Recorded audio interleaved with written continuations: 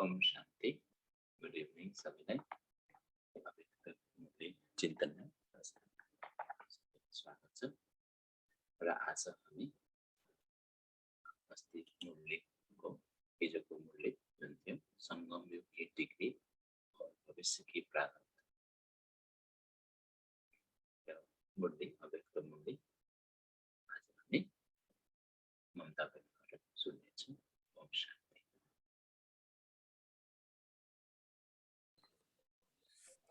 शांति।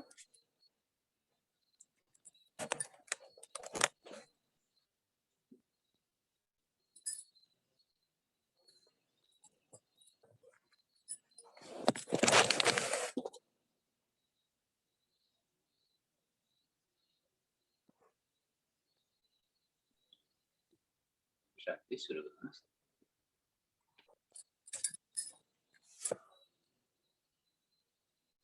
16/9/2021 संगम युग की डिग्री और भविष्य की प्रारब्ध पार्ट 2। पार्टियों के साथ वर्तमान समय सभी क्या विशेष पुरुषार्थ कर रहे हैं? बाबा सोध्दै हुनुहुन्छ कि वर्तमान समयमा चाहिँ नि सबै बच्चाहरू कस्तो पुरुषार्थ गर्दैछन्। संदेश देना यह तो साधारण बात है। विशेष आत्मा बनने के लिए विशेष कार्य भी करना पड़ेगा। सन्देश बाबाको सन्देश दिनु त एकदमै साधारण कुरा हो। विशेष आत्मा बन्नको लागि चाहिँ नि विशेष कार्य पनि गर्नुपर्छ भन्दै हुनुहुन्छ बाबा। आजकल दुनिया के जो विशेष आत्माएं हैं उन पर विशेष ध्यान देना है। एक विशेष आत्मा के ऊपर ध्यान देने से अनेकों का ध्यान स्वतः ही खिंच जाएगा। एक विशेष आत्मालाई ध्यान दियो भने चाहिँ नि अनेक आत्माहरूको ध्यान चाहिँ नि स्वतः नै खिच्छ भन्दै हुनुहुन्छ बाबा।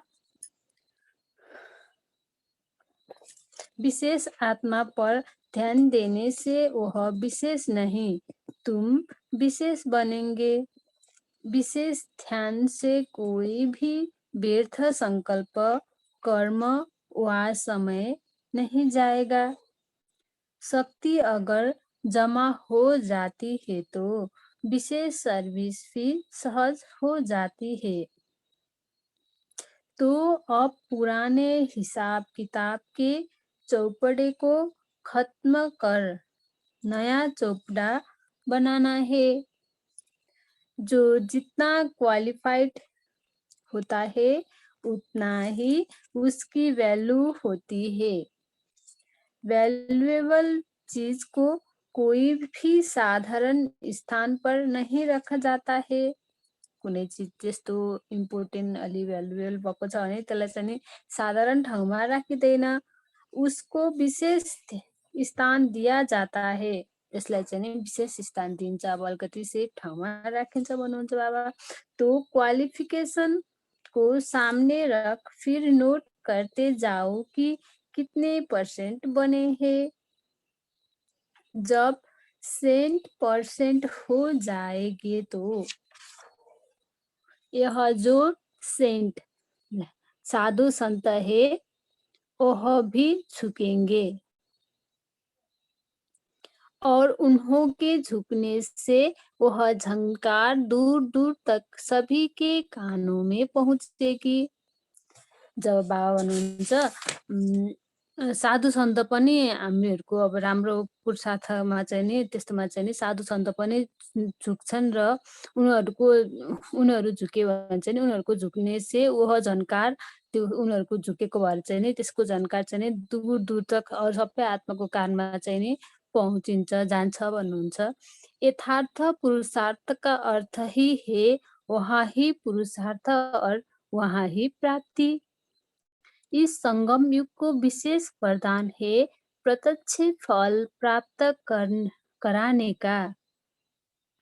फल भी ऐसा है जो पुरुषार्थ कम प्रारब्ध जास्ती। तो समय की विशेषताओं को जान अपने में विशेषता भरनी है। अगर कमी रह जाएगी तो फिर कमी की निशानी क्या होगी? अगर बाबा सोध्दै हुनुहुन्छ कि अगर हामीमा चाहिँ कुनै पनि विशेषताको कमी भयो भने कमीको निशानी चाहिँ नि कस्तो हो, के हुन्छ त भन्नुहुन्छ। कमान अगर कमाल नहीं करेंगे तो कमान मिलेगी। 1 सेकंड का भी फल अगर प्राप्त नहीं किया तो फूल नहीं बनेंगे, फेल की लिस्ट में आ जाएंगे। 2 नम्बरमा भन्दै हुनुहुन्छ दिल्ली को कहलाते हैं बाप दादा की दिल। दिल्लीलाई चाहिँ नि बाबाको दिल भनेर चाहिँ नि चिनिदो रहेछ। जैसे दिल की धड़कन से तंदुरुस्ती का मालूम पड़ता है, वैसे दिल्ली के आवाज से समाप्ति का आवाज सुनेंगे। बाबा के भन्दै हुन्छ त जसरी हाम्रो दिलको धड्कन राम्रो छ भने चाहिँ नि त्यो व्यक्ति चाहिँ एकदम तन्दुरुस्त अब स्वस्थ छ भनेर जानिन्छ। त्यस्तरी नै दिल्लीको आवाज चाहिँ नि समाप्तिका आवाज सुनेंगे। दिल्ली है दर्पण तो दिल्ली वालों की कितनी जिम्मेवारी है। दिल्ली वालाको चाहिँ नि अब दिल्लीमा बसेका बाबाको बच्चाहरूकोमा चाहिँ नि कतिको जिम्मेवारी छ भन्दै हुनुहुन्छ। जितना बड़ा जिम्मेवारी का ताज उतना ही सतयुग में भी बड़ा ताज मिलेगा। जति बाबाको अब ज्ञानको जिम्मेवारीको ताज मिल्छ उति नै सतयुगमा चाहिँ नि ठुलो ताज मिल्छ उनीहरूलाई चाहिँ नि भन्दै हुनुहुन्छ। इसको कहते हैं बेहद की जिम्मेवारी। बाप भी मधुबन में रहते बेहद की सर्विस करते थे ना, तो एक एक को बेहद की जिम्मेवारी है। बेहद की बुद्धि कैसे होती है? बेहद की बात सोचना, बेहद परिवार से संबंध और स्नेह, सर्व स्थान अपने, ऐसे को कहते हैं बेहद का सर्विसेबल। हद की सर्विस वालों को सर्विसेबल नहीं कहेंगे। 3 नम्बरमा भन्दै हुनुहुन्छ बाबा मधुबन को कहते हैं सेफ तिजोरी। मधुबनलाई चाहिँ के भनिन्छ त सेफ तिजोरी भनेर भनिँदो रहेछ। मधुबन निवासी सेफ में पड़े हैं। सेफ में रहने वाले कौन सी मणिया हो त मधुबन वालालाई चाहिँ बाबाले सोध्दै हुन्छ कि सेफमा रहनेवाला चाहिँ नि कस्तो कौन सी मणिया हो भनेर सोध्दै हुन्छ। सबै के बढिया मणि होती है मस्तक मणि। सबैभन्दा ठुलो मणि चाहिँ के हो त मस्तक मणि आत्मा। मस्तक मणि कम होती है, हृदय मणिया ज्यादा होती है। तो ज्यादा सेफ में रहते हैं वह मस्तक मणि है। त जो बढी सेफमा छ उनीहरूलाई चाहिँ के भनिँदो रहेछ त मस्तक मणि भनिँदो रहेछ। योग युक्त और निश्चय बुद्धि बनकर के कर्तव्य करने से सफलता प्राप्त हो जाती है। जब हामी योग युक्त अवस्थामा र निश्चय बुद्धि भएर चाहिँ नि कार्य गर्यो भने चाहिँ नि हामी सफलता प्राप्त गर्छौँ भन्दै हुनुहुन्छ। पहले से ही अगर यह संकल्प बुद्धि में होता है कि करते हैं परंतु मिलता मुश्किल है, तो यह संकल्प भी निश्चय की परसेंट को कम कर देता है। जब पहिलादेखि नै हामी चाहिँ के सोच्छौँ संकल्पमा चाहिँ नि निश्चय छैन, अब संकल्प चाहिँ नि अलिकति कम भएको छ भन्दै चाहिँ नि निश्चयको पर्सेन्ट पनि कम हुन्छ भन्नुहुन्छ। निश्चय बुद्धि हो करे तो फेल नहीं होंगे। जब निश्चय छ भने चाहिँ नि फेल भइदैन भन्दै हुनुहुन्छ। समस्याओं का सामना करने से सफलता मिलती है। विघ्न तो आएंगे लेकिन लगन की अग्नि से विघ्न भस्म हो जाएंगे। ओम शांति।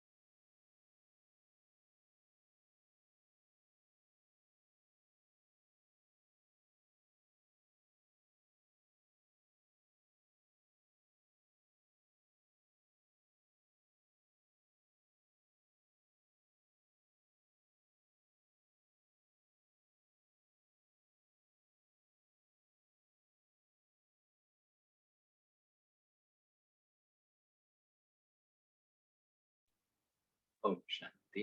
थ्याङ्क यू, शुक्रिया। आज दोस्रो पाठ हामीले सुन्यौँ मन्त्रबाट। धन्यवाद बहिनीलाई। र अब हामी एउटा पोइन्ट सेयर गर्नेछु। अबको शनिबारको केही कुराहरू गर्नेछु। ओम शान्ति। माइक अनम्युट गर्नु होला।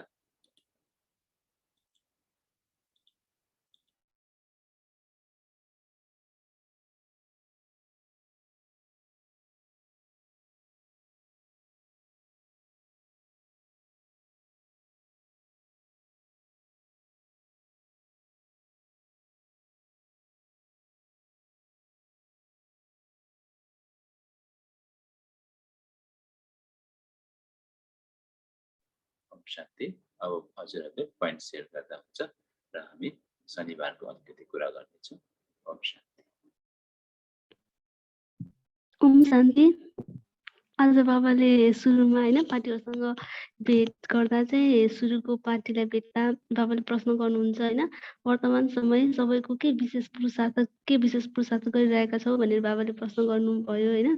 त्यसमा चाहिँ बाबाले सन्देश सबैलाई सन्देश दिनु चाहिँ साधारण कुरा हो, तर तिमीहरू विशेष बन्नको लागि चाहिँ विशेष कार्य गर्नुपर्छ होइन। त्यसको लागि चाहिँ तिमीहरूले चाहिँ विशेष आत्मालाई माथि ध्यान दिएर ध्यान खिच्नुपर्छ भन्नुभयो होइन। अनि विशेष आत्मामा ध्यान दिँदा चाहिँ उनीहरू विशेष नभए तिमीहरू चाहिँ विशेष बन्ने छौ भन्नुभएको छ होइन।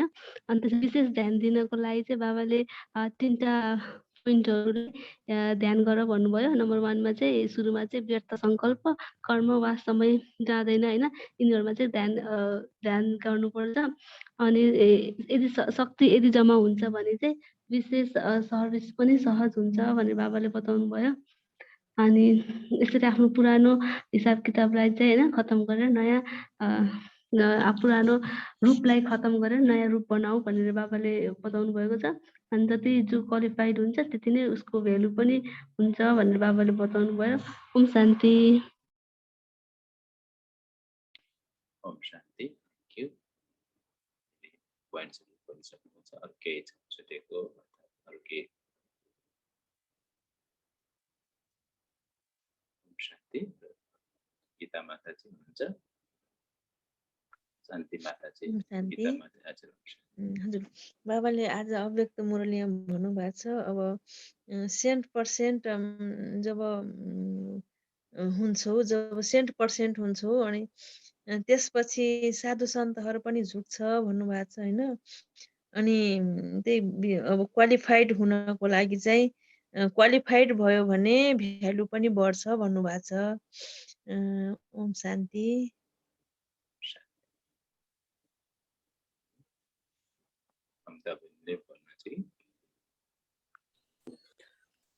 ओम शान्ति। बाबाले चाहिँ आज के भन्नुभएको छ, सबैभन्दा बढी सिप चाहिँ नि मस्तकमणि हुन्छन् भन्नुभएको छ। अनि योग युक्त र निश्चय बुद्धि बन्यो भने पनि कर्तव्य गर्न चाहिँ नि कर्तव्यमा चाहिँ नि सफलता मिल्छ भन्नुभएको छ। अनि अर्को चाहिँ के भन्नुभएको छ भने जब साधु सन्तहरू पनि बाबाको ज्ञानमा आउँछन् तब चाहिँ नि त्यो उनीहरूको चाहिँ नि उनीहरू झुकेको झन्कार चाहिँ नि एकदम परसम्म पनि सबैको कानमा पुग्छ भन्नुभएको छ। अनि अर्कोमा चाहिँ नि के भन्नुभएको छ भने दिल्ली चाहिँ नि बाबाको दिल भन्नुभएको छ होइन। अनि जब यो के भन्नुभएको छ भने दिल्लीको आवाज समाप्तिका आवाज सुनेंगे भनेर चाहिँ नि मैले अस्ति नै यो उनको यस्तै बाबाकै यस्तै कुराहरूमा चाहिँ नि जब यो दिल्ली डुब्छ तब चाहिँ नि समाप्ति भयो भनेर जाने हुन्छ। जब बाबाको मधुवनमा चाहिँ नि एकदम धेरै हेलिकप्टरहरू सबै आउने, त्यस्तो बाबाको बच्चाहरू धेरै मात्रामा आउने, तब पनि समाप्ति बुझे हुन्छ। अनि यस्तै यस्तै अहिले भनेको पोइन्टमा चाहिँ नि दिल्ली चाहिँ नि बाबाको दिल हो, तर दिल्ली डुब्दाखेरि चाहिँ नि दिल्ली चाहिँ नि डुब्छ। अब दिल्ली डुब्दाखेरि चाहिँ समाप्ति भयो भनेर जाने हुन्छ भनेर बुझी मैले यसलाई चाहिँ नि। ओम शान्ति।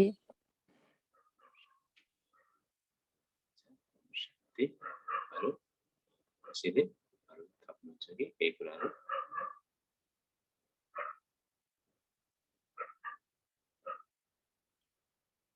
गीता माताजी केही छ अरू? आशा दिदी? ओम शान्ति। बाबाले चाहिँ बेहदको बुद्धि कस्तो हुन्छ भनेर प्रश्न गर्नुभएको छ होइन। अनि त्यसमा चाहिँ बेहदको कुरा सोच्नुपर्छ भनेर पनि भन्नुभयो।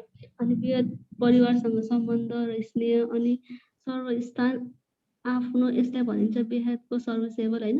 हदको सर्वसेवल त अरू पनि हुन्छ। अनि बेहदको सर्वसेवल चाहिँ यसरी बेहदको बुद्धिबाट गरिनेलाई चाहिँ बेहदको सर्वसेवल हुन्छ भन्नुभयो। अघि ममता सिस्टरले भन्नुभएको चाहिँ त्यो दिल्ली डुब्छ भन्ने कुरामा चाहिँ मलाई अलिकति चिन्तन चलाउनु मन लाग्यो होइन। जस्तै अब बाबाले चाहिँ दिल्लीलाई बाप दादाको दिल भन्नुहुन्छ नि, किनकि त्यो दिल्ली भनेको नै राजधानी हो नि त, हाम्रो सतीको राजधानी हो। जमुनाको किनारमा हाम्रो राज्य हुन्छ होइन, त्यो परिस्थान हुन्छ। अनि त्यसलाई चाहिँ त्यसैले चाहिँ बाबाले दिल भन्नुभयो जस्तो लाग्यो मलाई। अनि यसरी डुब्ने भन्ने कुरा चाहिँ मैले त सुनेको थिइनँ, आज त सुने होइन, हुन पनि सक्छ होइन। तर किनकि दिल्ली नै जस्तो अब मुम्बई चाहिँ डुब्ने जस्तो लाग्यो मलाई, समुद्रको नजिक छ। दिल्ली चाहिँ समुद्रको नजिक छैन, तर दिल्ली हुँदै पानको पात जस्तो सेपमा पातको सेपमा होइन, यस्तै कस्तो सेपमा चाहिँ यो भारत भूमि निस्किन्छ होइन। अनि एउटा सेपमा अनि त्यसमा चाहिँ सतयुग स्थापना हुन्छ। तर सतयुगको राजधानी चाहिँ दिल्ली हो। अनि लास्ट बाबा मिलनमा आउँदाखेरि बाबाले म कहाँ छु भनेर प्रश्न गर्नुभएको थियो होइन, म दिल्लीमा छु भन्नुभएको थियो। अनि तर अरू बच्चाहरूले चाहिँ होइन बाबा, हजुर बाप दादा तपाईँ चाहिँ यो मधुवनमै हुनुहुन्छ भन्नुभयो होइन। त्यही पनि बाबाले चाहिँ म दिल्लीमा छु भनेर एकदम फोकस गरिराख्नु भएको थियो कि गुलजार दाजुको तनमा आएर बाबा बोल्नु भएको थियो नि, त्यतिखेर चाहिँ म दिल्लीमा छु भनेर 2-3चोटि दोहोऱ्याइराख्नु भएको थियो। बाबालाई त थाहा छ नि त म कहाँ छु, म कस्तो छु, बाबा त सर्वव्यापी हुनुहुन्छ। तर बाबाले चाहिँ हामीलाई त्यतिखेर पनि फोकस के गराउनु भयो भनेपछि अब दिल्ली राजधानी सुरु हुँदैछ होइन, तिमीहरू पुरुषार्थ गर भनेर त्यसरी बाबाले चाहिँ बताउनु खोज्नु भएको हो, बताउनु भएको थियो होइन। अनि त्यही भएर चाहिँ यसरी यो दिल्ली नै बाबाको दिल हो जस्तो लाग्यो मलाई होइन, किनकि सत्यको राजधानी नै दिल्ली हो। त्यही भएर हुन्छ शान्ति।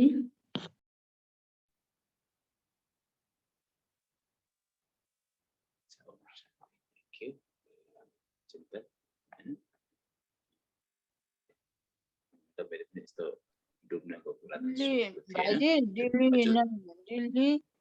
दिल्लीको कते हो बागदादा बागदादा कि के दिल हो?